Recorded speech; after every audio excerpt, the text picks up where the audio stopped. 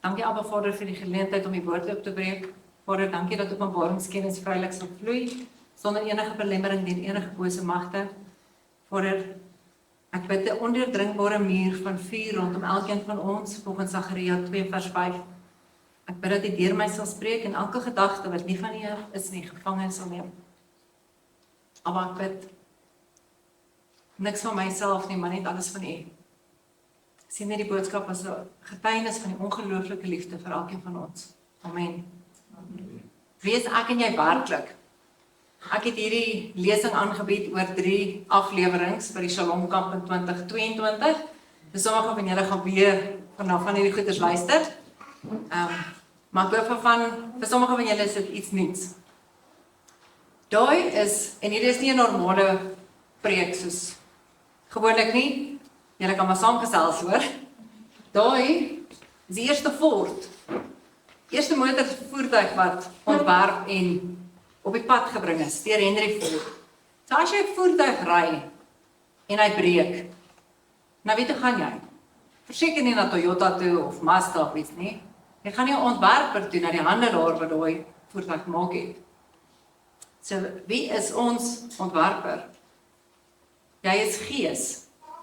En ons ontwerper is Yeshua Messia, Elohim. Die wêreld het jou nie gemaak nie, die Vader het jou gemaak. As enigiemand sal weet wat jy moet hê om 'n lewe in oorvloed te leef en te hê, is dit hy. Jou lewe en die vrugte in jou lewe is 'n direkte produk van jou gedagtes. Jou gedagtes is die basis wat jou lewe gaan bepaal, of Vader gaan toegang hê tot jou gedagtes op die wêreld. Jy is 'n gees en jy woon in 'n liggaam met 'n siel. Maar Vader ken die bestandhede wat jy nodig het in jou gedagtes om die lewe wat jy hier op aarde moet hê, in volkomme oorgawe te kan leef. Ons laat die inligting van die wêreld en die waardes en die woorde van die wêreld toe om te bepaal wat ons dink en hoe ons voel. As jy nie hou van hoe jou lewe tans lyk nie, gaan kyk wat gaan in jou gedagtes aan. Alles wat in jou lewe is, word bepaal deur alles in jou gedagtes. Hier is Elohim wat die mens gemaak het en hy sê, ek sal 'n sagte ware of ek het 'n sagte ware komponent in die mens gesit en as hy die regte goed in daardie komponent inlaai, sal hy 'n lewe in oorvloed hê. As hy volgens my woord dink, sal hy 'n lewe in oorvloed hê. So wat in jou gedagtes aangaan, sal in jou lewe weerspieël word. As jy 'n oorwinning in jou gedagtes het, sal oorwinning in jou lewe wys. As jy mislukking in jou lewe het, sal mislukking in jou gedagtes ook wees. Niks word toegelaat om te bestaan in die lewe voordat nie eers in jou gedagtes ontstaan het nie. So jou gedagtes is die arena van jou geloof. En jou gedagtes is ook die slagveld van jou lewe. So jy is 'n gees met 'n siel wat in 'n liggaam woon. Jou gees is jou gebed, ontzag, aanbidding, hoop, geloof, openbaring, vrees vir Jahwe en intuïsie. Maar Satan soek jou siel. So in die begin het Elohim, Jahwe, Yeshua, Yaruach, die engele geskape, en ek noem net 3, so die 3 hoofengele, wat Michael was, Gabriel en Lucifer, wat die engel van die lig was. Hulle is geskep as dienende geeste vir ons. Maar Satan het besluit, hy breek weg, en saam met hom het hy 1/3 van die engele gevat, en hulle het demone geword. Hulle is nog steeds dienende geeste. Toe het Vader die Adam geskape, ons, die mens, as sy beelddraer, sodat hy verhouding met hulle kan hê. Want ons 'n verskil tussen 'n dienende gees en ons wat 'n verhouding met Vader kan hê.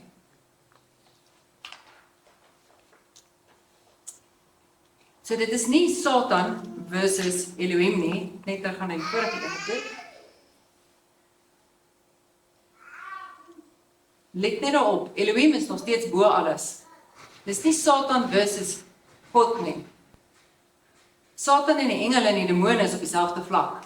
Ons is bo hulle. As jy jou gedagtes kan beheer, kan jy jou lewe beheer. Dit is die enigste regte wapen wat Satan teen ons het, en dis leuns. Volgens Johannes 8 vers 44 wat sê, hy is die vader van leuns. As jy nie konstant in die woord van Elohim is nie, gaan jy val vir die valsheid en leuns van die wêreld. Onthou dat jy 'n geeswese is wat 'n siel besit. Jou siel is jou gedagtes, jou wil en jou emosies. Jou gees en siel is nie dieselfde ding nie. Die poorte wat jou siel beïnvloed, is jou sig en jou gehoor, dit wat jy sien en dit wat jy hoor. Romeine 10 vers 17 sê, geloof is dus uit die gehoor. So ook is ongeloof uit die gehoor. Dit wat jy hoor en dit wat jy sien. Spreuke 4 vers 23, bewaak jou hart meer as enigiets, alles wat bewaak moet word, want daaruit is die oorspronge van die lewe. Ek kyk baie in die Engelse Bybel. Ekskuus, ek het 'n alarm wat afgaan. Ek moet vinniger praat, my tyd is amper verby.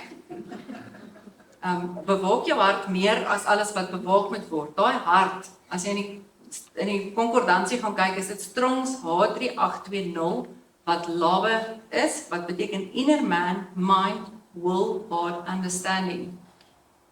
Psalm 139 vers 23 sê, deurgrond my o God en ken my hart, toets my en ken my gedagtes. Wanneer jy wedergebore is, moet jou siel hernie word met die woord van Elohim en die goddelike guns van Jahweh. 2 Korintiërs 12 vers 9 sê, en hy het vir my gesê, my genade is vir jou genoeg. Genade is goddelike guns of welwillendheid of voordeel. Grace is translated from a term meaning divine favor, goodwill, that which gives joy, and that which is free. So, ons moet in sy genade wees, sy genade is vir ons genoeg. Onthou daai woord, that which gives joy. So Satan soek jou siel. Jou gees behoort aan Vader wanneer jy sy kind word, maar Satan wil jou siel beheer, ongeag of jy wedergebore is of nie. So jou gedagtes het 'n direkte impak op jou siel, en dit het ook 'n direkte impak op jou liggaam. Want dit wat jy dink, en dit wat jy ervaar, maak dat jy siek is, buitentoe, dit manifesteer buitentoe, dit manifesteer binnetoe na jou gees toe, dit manifesteer buitentoe in jou vlees. So wie is ek en jy werklik? Hoe dink ons volgens die goddelike guns van Elohim? Wat is die naam van God? Dis Jahweh, ek is. Nie ek was nie, nie ek sal wees nie, ek is, teenwoordige tyd, deurlopend sonder einde, en sy naam is die beloftes vir ons lewe. Dit is wat Elohim in ons lewe wil wees, 'n lewe vol oorvloed. Zoe lewe. Johannes 10 vers 10 sê, ek het gekom dat julle lewe en oorvloed kan hê. En in King James staan daar, I come that they might have life, and that they might have it more abundantly. Daai life is Strong's G2222 wat Zoe is. The Zoe life, the state of one who possesses vitality. Dit beteken jy borrel. As jy in die guns van Vader is, borrel jy. Dis is om Inous in water te gooi, of vir die jonges as jy Mentos in Coke gooi. Jy borrel, dit kom nie uit jou uit. Maar hoe lyk die meeste van ons? Borrel ons oor van lewensvreugde? Al die name van Jahweh in die Ou Testament is reeds vir ons geopenbaar. Geef my naam van Jahweh, enigiets wat jy kan dink nou. Jahweh Here, hy is ons voorsiener. Jahweh Nissi, hy is ons banier. Hy is ons vrede. Jahweh Rooi, hy sien jou. So is Vader wie hy sê hy is, en daai is die beloftes wat ons gedagtes transformeer. Daar's baie, daar's Jahweh Makadesh, hy weet jou heilig. So as jou gedagtes in jou lewe onrein is, wil hy jou afsonder en heilig. Eksodus 31 vers 13 wat sê, sodat die mense kan weet dat ek Jahweh is, wat julle heilig. Jahweh Shammah, Jahweh wat teenwoordig is. As jy alleen voel, hy wil by jou wees, en jou in sy teenwoordigheid hê. Esegiel 34 vers 35, en die naam van die stad sal van vandag af wees, Jahweh is daar. Jahweh Tsidkenu, hy is ons geregtigheid. As jy onregverdig behandel word by die werk, waar ook al, of verwerp voel, hy is jou geregtigheid. Jeremia 23 vers 6. En in sy dae sal Juda verlos word en Israel veilig woon, en dit is sy naam waarmee hy genoem sal word. Jahweh, ons geregtigheid, Jahweh Tsidkenu. En so kan ons aangaan met al die beloftes van Vader. Jahweh is ons vrede. Jahweh leef in jou. As jy nie vrede in jou lewe het nie, is dit omdat jy nog nie die oomblik geneem het om die vrede wat hy vir jou gegee het, op te eis nie. Spreuke 23 vers 7. Want soos die mens in sy siel, dis in sy gedagtes bereken, so is hy. So elke naam van Jahwe kan ons deurtrek na Yeshua se vervulling daarvan. Yeshua is Jahwe Tsidkenu. Hy is ons geregtigheid. In 2 Kronieke 5 vers 21. Hy wat geen sonde geken het nie, het sonde vir ons hy wat geen sonde geken het nie, het hy sonde vir ons gemaak, sodat ons die geregtigheid van Elohim in hom kan word. So kan ons al die goeders wat in die Ou Testament gesê word van sy name, deurtrek na die Nuwe Testament. Jahwe Shammah, hy is met jou. Matteus 1 vers 23. God met ons, Immanuel. Yeshua is Jahwe Makadesh, hy is jou heiligmaking, Hebreërs 2 vers 11. Want hy wat heilig maak, sowel as hulle wat heilig word, is almal uiteen. Yeshua is Jahwe Rapha. Hy is jou genesing. Jesaja 53 vers 5. Deur sy wonde het daar vir ons genesing gekom. Maar ook in die Nuwe Testament met Yeshua staan daar in 1 Petrus 2 vers 24, deur wie se wonde julle genees is. Matteus 8 vers 17. Hy het ons krankhede op hom geneem en ons gedra. So kan elke naam van Yeshua deurgetrek word, elke naam van Jahwe deurgetrek word na Yeshua se vervulling van daai naam. Yeshua het gekom om elkeen van die beloftes van Jahwe te vervul. En Jahwe se karaktername is aan ons gegee sodat ons hom kan ken en ons kan weet wie ons is. Hy sê, dit is wie ek is. En omdat ons sy beelddraers is sy karakter deel van ons. Het ons 'n stukkie van al daai karaktereienskappe in ons. Jy kan nie Jahwe se karakter skei van wie hy is nie. Jy kan nie genesing skei van wie Jahwe is nie. Jy kan nie vrede skei van wie hy is nie. Jy kan nie oorwinning skei van wie Jahwe is nie. Al Shaddai, God Almagtig, die een wat ons totale behoud is. Hy wil alles vir ons wees. Daarom kan jy nie net terugsit en enige gedagte toelaat nie. Spreuke 23 vers 7, want soos die mens in sy siel en sy gedagtes bereken, so is hy. As daar 'n verkeerde gedagte by jou opkom, maak jou mond oop en spreek waarheid, spreek oorwinning. Jy neem autoriteit op oor jou gedagtes deur die woorde wat jy spreek. En ons moet dit hardop spreek. So ek wil net hê julle moet almal saam 'n toets met my doen. So ek gaan vir jou sê jy moet iets doen en dan doen jy dit en dan kyk ons of dit werk. So in jou gedagtes, tel van 1 tot 10. Julle kan maar begin. Sê jou naam hardop. Wat raak jy met jou tellery? Het jy klaar getel tot by 10? Het jy aangehou tel terwyl jy jou naam gesê het? Hoekom nie? Want jy kan nie. Jou gedagtes word onderbreek deur dit wat by jou mond uitkom. So die oomblik wat daar slegte gedagte in jou kop opkom, spreek hardop waarheid. Maar dan kan jy nie verder daai gedagtes koester nie. So spreek hardop. Wanneer Satan 'n negatiewe gedagte in jou hart plaas of in jou gedagtes plaas, spreek hardop die waarheid van Elohim se woord. Dis die belangrikste ding wat ons as kinders van Elohim kan doen in geestelike oorlogvoering, is om Vader se beloftes hardop te spreek. En dis hoekom ons ook sy beloftes moet ken. Dis hoekom ons moet weet wie hy is. Romeine 10 vers 17.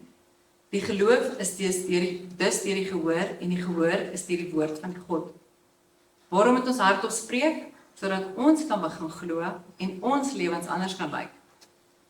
Wat is Jahwe se naam wat sê hy genees? Jahwe Rapha. Okay? Wat is Jahwe se naam wat sê hy maak siek?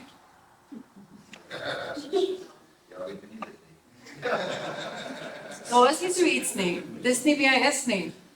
Maar baie Christene, en ek seker julle het al gehoor, as hulle baie ernstig siek word, soos kanker, diabetes, so iets sê, Vader het hierdie siekte vir my gegee om my iets te leer.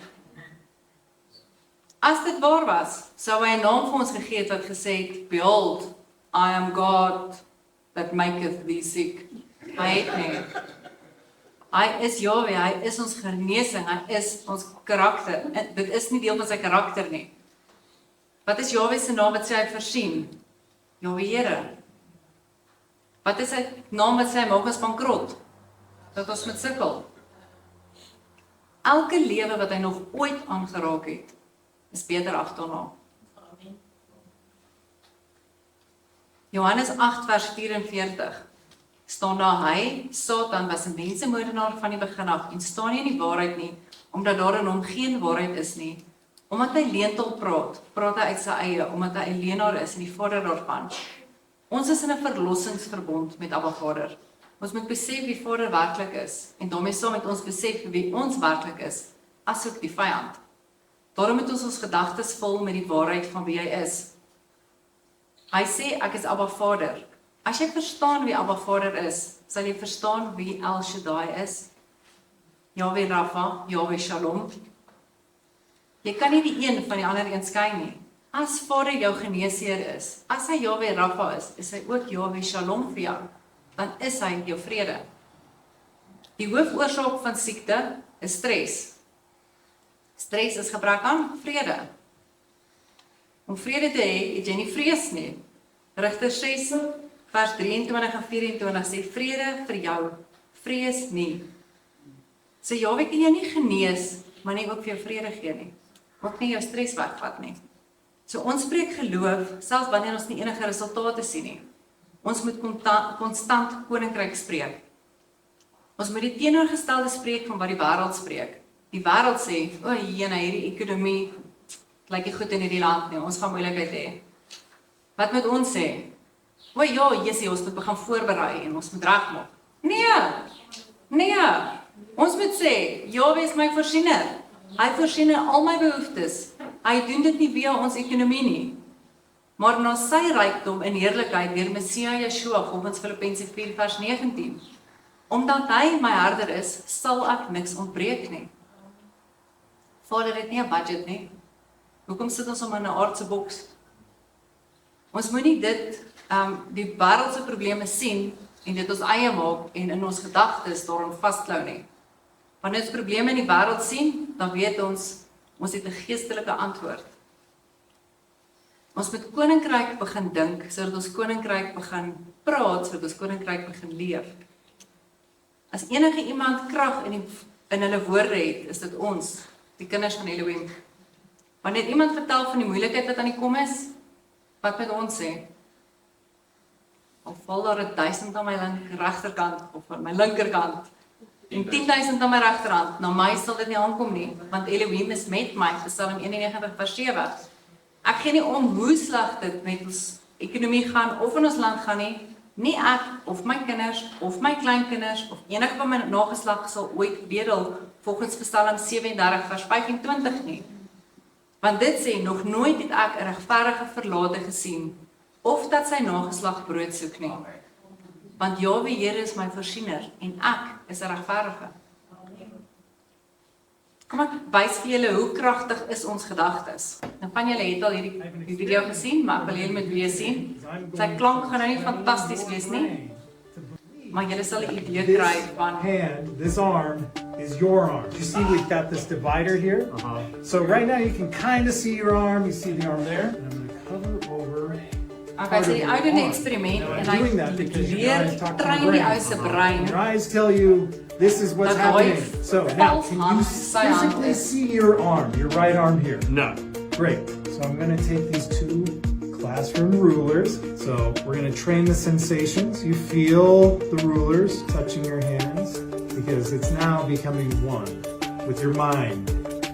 That this right hand is your right hand, right? You are believing that as I drag the ruler on your right hand there, It that totally it is feels. in fact in your brain your yeah. right hand. It totally feels like my hand. That's crazy. Feel the sensations Yeah. line up with each finger. What? Whoa, yo, this is crazy. Yeah. So now if I just do like a little tap, right? Yeah. Feel the knuckles. Feel each digit. Oh, that's Okay, this is where. crazy. Yeah. Now I'm gonna do this one more time to train your brain. Okay. Right. So you feel your thumb. Okay, yeah. Your index finger, middle finger, This is nuts. your ring finger, Oh my goodness. and your pinky finger. And now you're gonna feel it when I tap it. You feel that? Yeah. And that? And Whoa. that. I'm gonna let you in on a little secret. Yeah. I have not been using the other ruler. What? You feel that? Yeah. I am not using the ruler. Whoa. What do you? I mean, it's crazy. It's not. Oh. Whoa. You And felt even that, like. right? Oh no.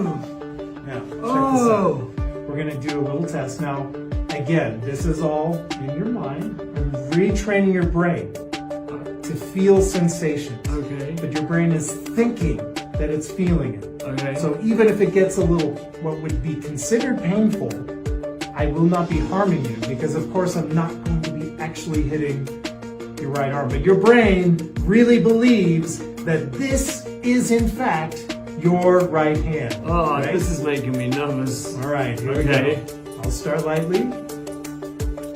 Feel that on the floor. Whoa. Yeah. Oh. Whoa. Ring finger, I'm totally feeling it in this hand. It feels. pinky, It just. Oh. knuckles.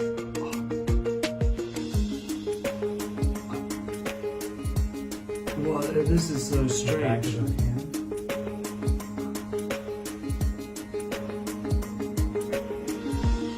You feel that? Yeah. I want to move my hand, but it feels like I can't. What's that for? Now again, I would never on purpose hurt you, right? Okay. And I would never take a hammer and bash your fingers to where they would hurt, right? I'd hope not. But again, your brain is going to tell you that you're going to feel this when in fact I'm not actually going to be causing any damage to your hand, all right? Okay. We'll start lightly again, okay? Okay.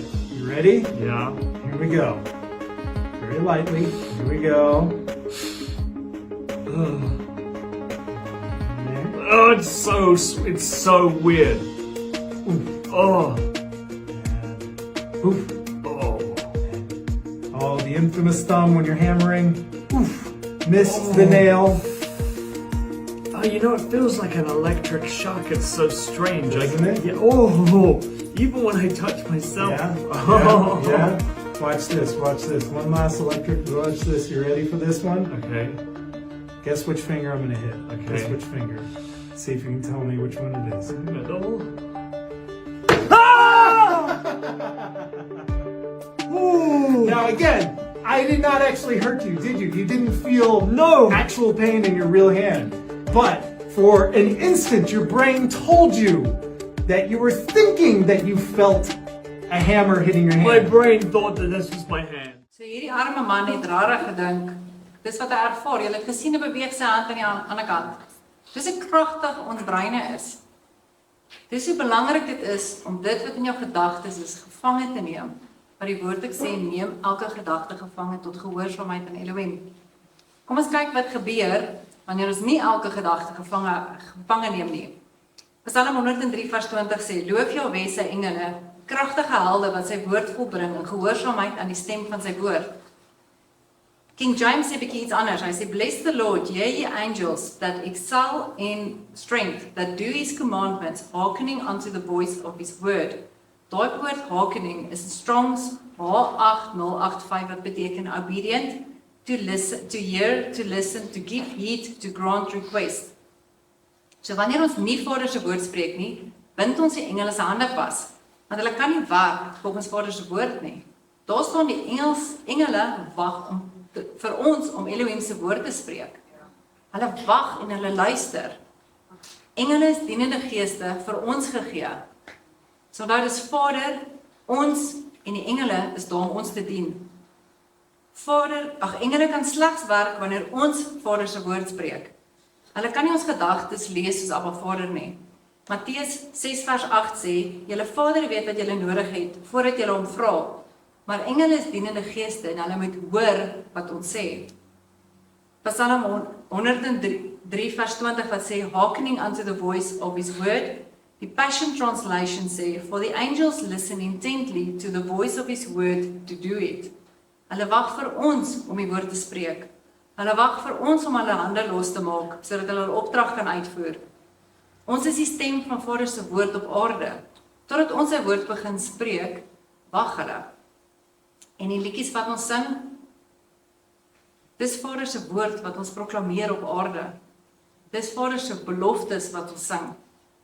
In die Grendeltyd, het ons glad nie by mekaar gekom nie, en iewers na die Grendeltyd, toe dit uiteindelik oopmaak, het ons vir die eerste keer by mekaar gekom, daar by oom Colin hulle se huis, en ons het gelofprys, ons kon nie ophou sing nie, dit was net ongelooflik. En ek weet nie die hoeveelste liedjie nie, seker by die 5de liedjie, toe ek die eerste keer in my lewe die ervaring gehad van wat in die koninkryk aangaan, dat Vader vir my 'n blik gegee het van die engele. En dit was so ongelooflik gewees. Vader het my, die beeld wat ek gekry het, is ons hele gemeente wat al gesing en geloof en geprys het skielik buite op 'n heuwel gestaan. Groot. En soos ons sing, die engele was almal so vasgebind. En soos ons sing, het daar engele so gestol skiet in die lug in, en dan maak hulle vlerke so oop. Want die oomblik wat ons begin sing het die engele losgebreek van almal se vrees wat ons hulle vasgebind het met COVID-tyd. En daar het Vader vir my gewys hoe belangrik dit is oor ons gedagtes en dit wat ons spreek, en het Vader die boodskap op my hart gelê vir die volgende jaar daarna, totdat ek dit gebring het op die Shalom kamp. Maar dit was die mees ongelooflikste ervaring, en ek het, in my kop het ons almal gestaan en gekyk vir die engele, en ons kan nie glo hoe hulle so tol en so losbreek nie. En toe ek so rondom my kyk, en ek kyk so op vir die engele, en toe sien ek skielik, hier hang 'n gloeilampie uit die dak uit. Dit is soos, waar is ek? Ek was heeltemal deurmekaar, ek kon nie wag dat ons net 'n breek vang, dat ons die liedjie klaar sing, dat ek kon verduidelik wat ek beleef het nie. So dit wat ons spreek, gee vir die engele krag om iets te kan doen. Psalm 91 vers 11 en 12. Want hy sal sy engele aangaande jou bevel gee om jou te bewaar op al jou weë. Hy sal jou op die hande dra sodat jy jou voet teen geen klip stamp nie. Elohim kan enigiets doen. Dis waar en dis vals. Hy kan enigiets doen wat ons hom toelaat om te doen, want ons is vrydenkers, ons is skape met 'n vry wil. Jou engel kan jou nie bewaar op al jou weë as jy hom nie toelaat nie. Want jy kan jou engel ook vies maak. En ek praat nie van jou huweliksmaat nie. Ek praat van die engel wat Vader vir jou gegee het om langs jou te stap. Eksodus 23 vers 20 tot 21 sê, kyk, ek stuur 'n engel voor jou uit om jou op die pad te bewaar en om jou na die plek te bring wat ek gereed gemaak het. Neem jou in ag vir hom en luister na sy stem. Wees nie wederstrewig teen hom nie, want hy sal julle oortredinge nie vergewe nie, want my naam is in hom. Die King James sê, provoke him not, for he will not forgive you. Want daai engel is nie gemaak om ons te vergewe nie. Vergifnis is net by Yeshua. So jy kan jou engel vies maak. En hoe maak jy jou engel vies? How do you provoke your angel? Deur nie met die woord van Vader saam te stem nie. So die wêreld sê, jene, dis winter, die griepseisoen sê, ons gaan almal siek word. En wat sê jy? O ja, as die seisoene draai, kry ek altyd griep. Jy maak jou engel te weterin. Want jy bind hom vas. As daai griepvirus verbykom, kan hy nie vir die griepvirus sê, wow, jy bind sy hande vas. En raai wat? Dan kry jy griep. Dit wat jy sê, maak jou engel of los om te kan optree, of jy bind hom vas. Pleks dat ons sê, dit sal nie naby my woning kom nie, want groter is hy wat in my is, volgens 1 Johannes 4 vers 4. Dan sê jou engel, yes, nou praat sy. Griepvirus, jy kom nie naby die huis nie, hierdie is heilige grond. Hierdie kind is onder die bloed van Yeshua. Daar gaan jy, hou verby. Wat het in Exodus met die Pasga gebeur? Toe hulle die bloed aan die deurposte geverf het. presies dieselfde. Die engel het daar staan Eksodus 12 vers 23. Maar wanneer hy die bloed sien aan die bootdrempel aan die 2 deurposte, sal Jahwe die verderwer nie toelaat om in julle huise in te gaan om te slaan nie. So ons engel staan daar en hy sê, sy stem saam met die woord, hou verby. Dink net hoe ons lewens sal lyk as ons elke dag koninkryk spreek. Die woord is saad, maar jou woorde is ook saad. Jy bepaal jou eie oes. Johannes 10 vers 10 sê, die dief kom net om te slag en te steel en te verwoes. Ek, Yeshua, het gekom dat julle lewe in oorvloed kan hê. So dood, steel maak, verwoes, is Satan. Niks van daai goeders is ooit Vader wat tot ons lewe bring nie. Lewe in oorvloed is Abba Vader. So wat is die realiteit van geestelike oorlogvoering? Wat is dit en hoe wen ons? Johannes 10 vers 10, blameer die regte persoon. Vader is nie die dief nie. Satan is die dief. Satan is die ou wat kom steel en kom slag en verwoes. Hy is die vernietiger, hy is die moordenaar. So vir enige diefstal, moord, verwoesting, skuld, enigiets in jou lewe wat negatief is dit Satan. Elohim is vir jou, hy is nie teen jou nie. Die koninkryk van die duisternis, Satan se koninkryk, is 'n baie goed gestruktureerde koninkryk, volgens Matteus 12 vers 25 tot 26. Hulle het een doel en een agenda, en dit is om Vader se kinders te vernietig. En nou wil ek vir jou vra, hoekom wil Satan ons vernietig? Weet julle?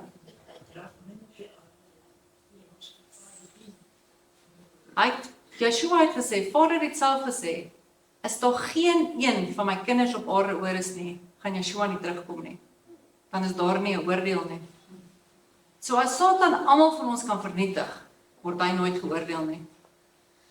En dit is hoekom hy ons teiken. Vers 26 van Matteus 12 vers 26 sê dat daar geen verdeeldheid in die koninkryk van die duisternis is nie. Hulle het 'n struktuur. Satan is ongelooflik intelligent en ongelooflik gestruktureerd. Efesiërs 6 vers 12 staan daar, want ons wortelstryd is nie teen vlees en bloed nie, maar teen die owerhede.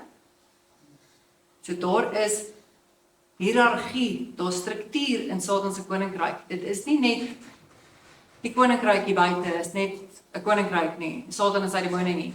Daar's owerhede teen die magte, teen die heersers van die duisternis, die wêreldheersers en teen die wêreldheersers van duisternis van hierdie eeu en teen die bose geeste in die lig. So daar's 4 duidelike kategorieë wat daar is. En as jy kyk na sekere areas in ons land, in die wêreld, sal jy sien, egskeidingssyfer in 'n dorp is byvoorbeeld ongelooflik hoog. Dan kan jy weet daar is 'n owerheid, 'n demoniese owerheid oor daai dorp wat maak dat daar egskeiding is. As daar drankmisbruik is, dan kan jy weet daar is 'n groter, dit is nie net toevallig dat dit so is nie. Daar's 'n groter mag wat oor daai dorp is, dat daar dwelmmisbruik of drankmisbruik is. So kan jy gaan kyk na al die areas in die wêreld en jy kan sien dat daar iets groters is. Efesiërs 6 vers 12 sê, for we wrestle not. So kom ons kyk gou hoe werk Satan se koninkryk. Onthou, hy haat Elohim. En jy is Vader se beelddraer, hy haat jou. Jy het 'n teken op jou rug, groter as wat jy ooit besef. Daai we wrestle not against the flesh and blood. Daai wrestle is in Strong's G 3823 wat beteken palei. Nou as ek vir julle sê gladiators of WWE of 300, het jy dadelik 'n prentjie in jou kop. Want jy het teen al een van daai flieks gesien of iets daarvan gesien, so jy het 'n prentjie in jou kop. So hierso gebruik Paulus hierdie woord wrestle, palei, ons worstelstryd. Want die mense van daai tyd het geweet wat daar aangaan. In Griekeland van die 8ste eeu voor Messia tot 4 na Messia het hulle deelgeneem in gevegte in die Palestra.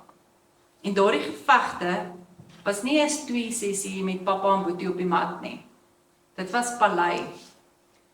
Paulus praat van Palei en hy verwys na die bloedige gevegte wat daar plaasgevind het en die mense van daardie tyd het die konteks verstaan, want hulle het geweet wat daar aangaan. So hy moes 'n woord gebruik het wat daai mense verstaan.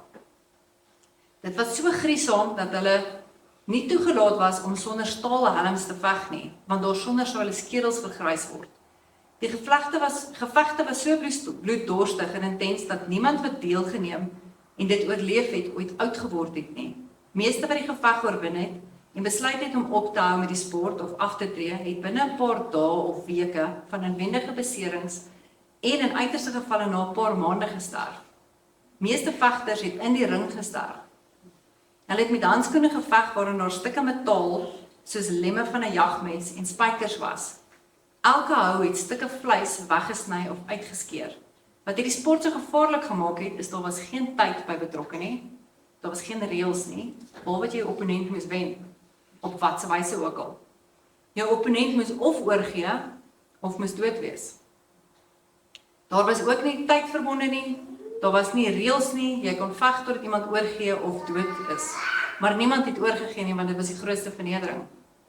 En daar was een geveg wat so erg was, waar die opponent al sy tande uitgeslaan het.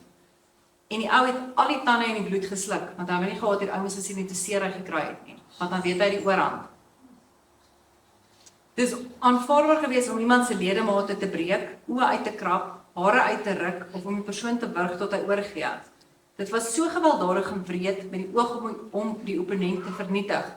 En dis waarmee Paulus hierdie worstelstryd teen die bose vergelyk, met Palei. So Satan is nie hierso om jou 'n raps op jou bout te gee, of speel kat en my speletjies nie. Satan is uit om ons te vernietig. En ons besef nie hoe erg Satan eintlik teen ons is nie. Satan wil jou of dood hê, of jy moet oorgee.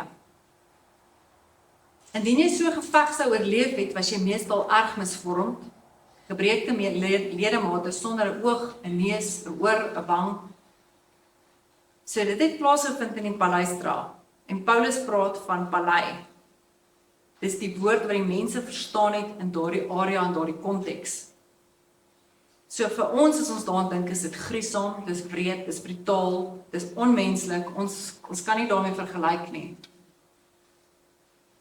En as ons dink aan Yeshua se foltering en kruisiging, Matteus 53 vers 5 wat sê, dat hy verbrysel is, but he was wounded for our transgressions, he was bruised for our iniquities. Dit is presies wat hulle ook gedoen het. Yeshua is nie net soos die prentjies wat ons sien, hierdie paar houe op sy lyf en 'n doringkroon en 'n paar spatsels bloed nie. Hy's gepalei. Hy's vernietig. Hy's gruisam mishandel. Die kats waarmee hy geslaan het leer riempies ingehaat met stukke been, stukke yster, spykers, dieselfde as wat hulle kon gebruik het in die Paleistraat.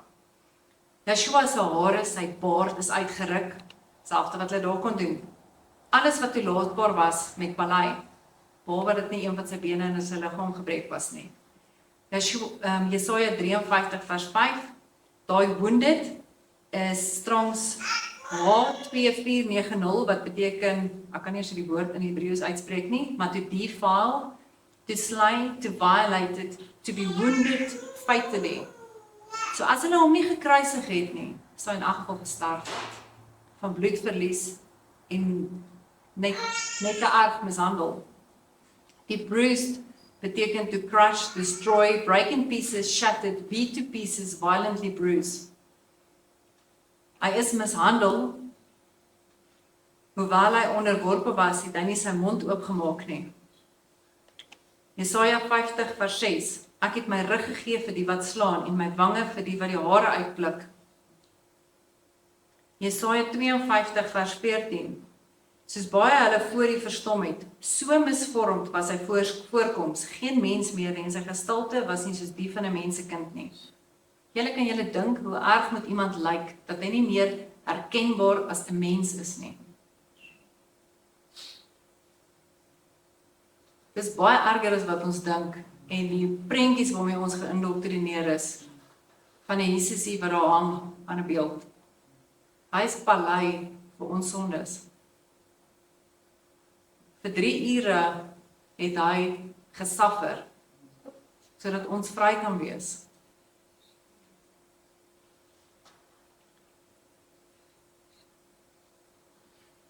Begin julle 'n idee kry van hoe groot die teken op jou rug is, want jy is Vader se beelddraer.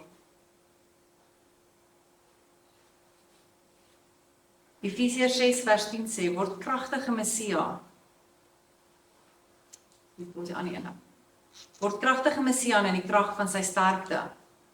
So ons palei nie teen Satan en my krag nie, maar in die krag van Messia. Trek die volle wapenrusting van Elohim aan, sodat jy staande kan bly teen die liste van die duiwel. Daai liste van die duiwel staan daar is die strategy of Satan.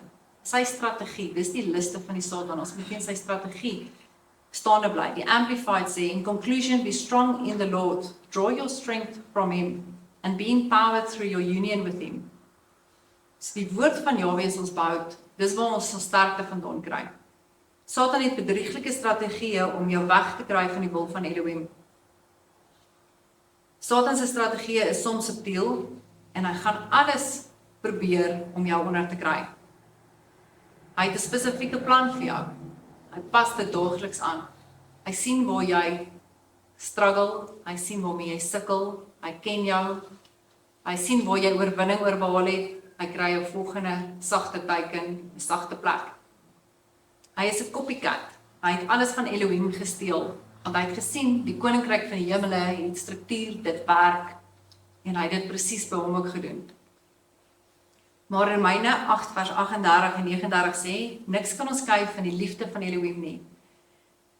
Want ek is verseker dat geen dood of lewe of engele, daar is eintlik gevalle engele of bose magte, waar daar staan, of owerhede of magte of toekomstig teenwoordige of toekomende dinge of hoogte of diepte of enige ander skepsel ons kan skei van die liefde van Elohim, want daar in Messia Yeshua ons meester is nie. Die King James sê, no fallen angels, no principalities, no powers. Alles wat ons daar gelees het in Efesiërs 6, word weer hier bevestig in Romeine. So hier is die geestelike vlakke in die geestelike wêreld of realm wat ons nie kan sien nie. Hierdie is die koninkryk van Satan. Hy dupliseer alles wat Elohim het. Hy het nie die struktuur uitgedink nie. Hy het dit net gekopieer omdat dit gewerk het in Vader se koninkryk. Efesiërs 3 vers 10 sê, aan alle owerhede en magte in die hemel is die menigvuldige wysheid van Elohim bekend gemaak. Yeshua het met sy opstanding uit die dood die owerhede en die magte van die duisternis oorwin. Kolossense 2 vers 15 sê, nadat hy die owerhede en die magte ontklee het, dit beteken gestroop of ontwapen het, het hy hulle in die openbaar tentoongestel en daardeur oor hulle getriomfeer. King James het dit net so mooier, and having spoiled principalities and powers, the Satan se magte, he made a show of them openly, triumphing over them in it. Daai woord spoiled is to disarm or strip them. En die shoe is Strong's H1165, wat beteken to make an example of, to expose one to disgrace. So die Passion Translation skryf dit net so, man. Hulle sê, then Yeshua made a public spectacle of all the powers and principalities of darkness, stripping away from them every weapon and all their spiritual authority and power to accuse us. And by the power of the cross, Yeshua led them around as prisoners in a procession of triumph. Satan was nie bietjie ongelukkig oor die feit dat Yeshua die dood oorwin het nie. Want toe hy gehang het op die kruis, het dit donker geword vir 3 ure. Ek dink dis die koninkryk van die duisternis wat opgestaan het en gejuig het, want hulle het gedink hulle het oorwin. Want as Yeshua dood is daar geen oordeel vir hulle nie. En 'n voorbeeld waarna ons kan kyk, is Job. Job het nie die eerste 2 hoofstukke van sy eie storie geken nie. Hy het nie geweet dat Yeshua en Satan 'n gesprek oor hom gehad het nie. As hy dit geweet het, sou sy situasie of sy die situasie dalk heeltemal anders hanteer het. Al wat Job geweet het, is dat hy skielik 10 dooie kinders het. Alles is vernietig. En hy het niks daarvan verstaan nie. Hy het nie geweet dat sy storie eendag in 'n boek opgeteken gaan wees vir duisende geslagte daarna, sodat ons kan weet hoe Satan werk nie. Ons is in die bevoorregte posisie om te weet wat Satan se strategie is. Johannes 16 vers 33. Dit het ek vir julle gesê, dat julle my vrede kan hê. In die wêreld sal julle verdrukking hê, maar hou goeie moed, ek het die wêreld oorwin. King James sê, but be of good cheer. But be of good cheer. I have overcome the world. Daai woordjie cheer is to be cheerful with a positive attitude, soos die Enos.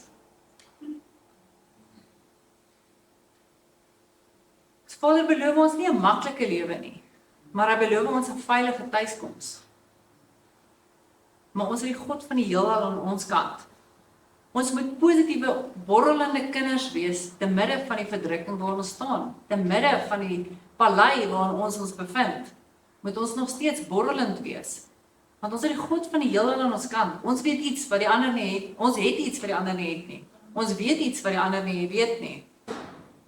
Jy moet besef jy is 'n Vader se kind en 'n beelddraer, en daarom haat Satan jou. Hy het Yeshua probeer doodmaak as 'n babietjie, toe Herodes gesê al die kinders onder 2 moet doodgemaak word, want hy het geweet as hy Yeshua doodmaak, dan kom hy nie terug om hom te kom oordeel nie. Hy het Yeshua in die woestyn probeer oorreed om hom te aanbid. Hy het toe Yeshua op die skei was, toe die storm gekom het hy probeer hulle verdrink, dat Yeshua verdrink, om hom dood te maak. Hy het by Getsemane weer eens, in die tuin van Getsemane, waar hom versoek het ook, op die vloekpaal, het hulle gedink, hulle het gewen. Hulle het nie. En Satan weet, hy kan niks teen Yeshua doen nie, hy kan niks teen Yahweh doen nie. So ons is sy volgende teken. Dit is nie vir ons om die oorlog of die stryd te wen nie. Yeshua het klaar gewen. Satan is reeds verslaan, maar hy is 'n kwaai, verslaane vyand. Ons is sy teken, want ons is Vader se kinders, en hy haat alles wat aan Vader behoort. Jy is Satan se teken, want jy is die lig van die wêreld, en hy is die prins van die duisternis. Jy is Satan se teken, want jy staan in die waarheid, en hy is die vader van leuns. Jy is Satan se teken, want jy is 'n soldaat vir Messia, jy is uitverkies. Jy is omvou deur die bloed van Yeshua. Jy en jou nageslag is 'n bedreiging vir die koninkryk van duisternis. Hoekom? Want as daar niemand oor is nie, word hy nie geoordeel nie. Jahwe het sy name, sy beloftes vir ons gegee. Hy het vir ons sy woord gegee, hy het vir ons sy bloed gegee. Never speak words that allow the Satan and the enemy to think he is winning. Die mees belangrikste ding wat ons as gelowiges kan doen, in geestelike oorlogvoering en om te palei teen Satan, is om die waarheid van die woord te spreek. 1 Petrus 5 vers 8. Wees nugter en waaksaam, want julle vyand die duiwel loop rond soos 'n brullende leeu en soek wie hy kan verslind. King James say, be sober, be vigilant, because your adversary the devil is as a roaring lion, walketh about seeking whom he may devour. Daai dink nugter, wees nugter, dink nugter. Ken die waarheid van die woord, sodat die vyand nie jou gedagtes besoedel met leuns nie. Wees waaksaam, beskerm jou poorte, dit wat jy hoor, dit wat jy sien. En dit wat in jou siel gaan lê, 'n brullende leeu, en dis wat Satan is, veroorsaak vrees, want jy hoor goeders. So jy moet pas op dit wat jy hoor. Die brul is die leuns wat die gedagtes in jou lewe toelaat. Satan kan almal aanval, as hy almal kon aanval, sou daar nie gestaan het, hy soek wie hy kan verslind nie. Hy gaan aan 'n brul, hy gaan aan 'n soek, maar hy kan jou nie noodwendig verskeer nie. Hy kan nie iemand verslind wat weet wie Yeshua is en wie jy in Messia is nie. Jy spreek nie die woord om Yeshua te oortuig om iets te doen nie. Hy het reeds alles vir ons geskenk, maar jy spreek dit om jou gedagtes te vernuwe, sodat die engele kan begin werk, en sodat Satan kan hoor, jy staan in Jahwe se waarheid en autoriteit. Dink jy hoe ons lewens sal lyk, as ons woord begin spreek? Elke dag. Die woord is saad. Ons woorde is ook saad. Dink jy hoe sal dit wees as jy elke dag 'n saadjie plant van waarheid en die volgende dag het jy 'n oes en die dag daarna en die dag daarna en die dag daarna. Jy sal elke dag konstant oes hê. En jy bepaal jou eie oes 30, 60, 100voudig volgens Markus 4. Jy sal 'n oorwinning hê, jy sal 'n lewe van oorvloed hê. Jy sal borrel soos Enos. Selfs al gaan dit nie goed nie. Spreek elke dag die woord van Elohim. Hoe meer saad, hoe meer jy die saad van die woord van Jahwe plant, hoe meer plant jy Jahwe in jou lewe. Meer Jahwe Rafa, meer Jahwe Shalom, meer Jahwe Here, meer Jahwe Shammah. En jy sal hom in jou lewe sien groei. Amen. Amen.